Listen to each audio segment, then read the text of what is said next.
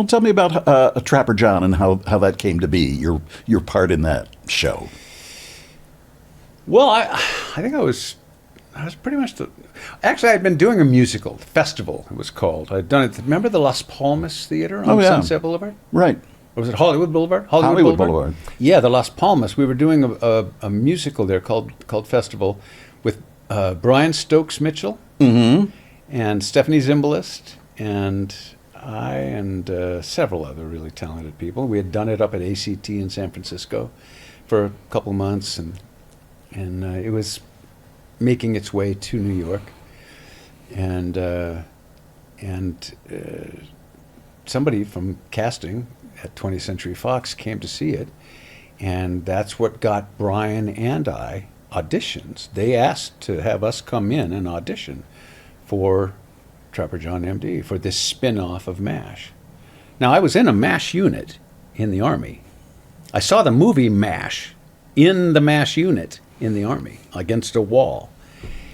Then I did an episode of MASH in 1975. That was one of the first things that I did. That was after I got that agency and everything. Was I co-starred or guest starred in an episode of MASH, and then 2 years later, 2.5, 3 years later, I ended up with starring in the spinoff of MASH. So that was sort of a theme through my life, and I didn't realize that. Well, all the time I was doing my medical stuff, that I was doing research for a series I'd be doing way down the road.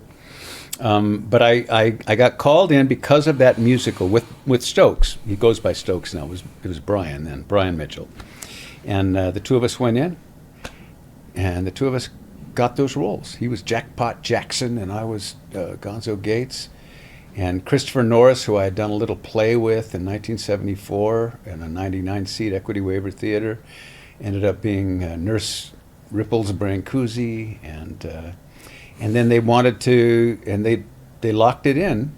I think it was the seventh. That was the seventh series pilot that I had auditioned for and come in second on that year. I knew I was due. I was very due, and that's the one I got the part. And then they wanted to cast Trapper. So there was. I auditioned. This is back when they did not audition, screen tested. This is back when they did real screen tests. You'd go in the sound stage, you'd be in full wardrobe, you'd have full crew, you would do a day's work, doing several scenes with all the full lighting and crew and cameras, and then they would study those and take them to the network, and they would study those, and then they would make their decision based on that. It's nothing like that anymore. Now you get cast off of a home video that you shoot yourself. Home video that you shoot. But no, they spent real money to do those. And I then, after I was locked in, I tested with about 5 different guys who took for the Trapper part. And Pernell was head and shoulders. Pernell Roberts was head and shoulders above everyone else. And our chemistry was really good.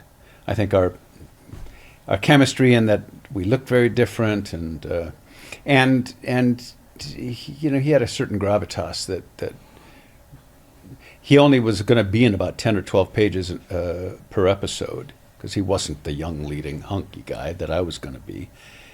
But we needed somebody who made a real big mark every episode as the voice of authority, and who had a sense of humor, and Pernell encompassed all that and more.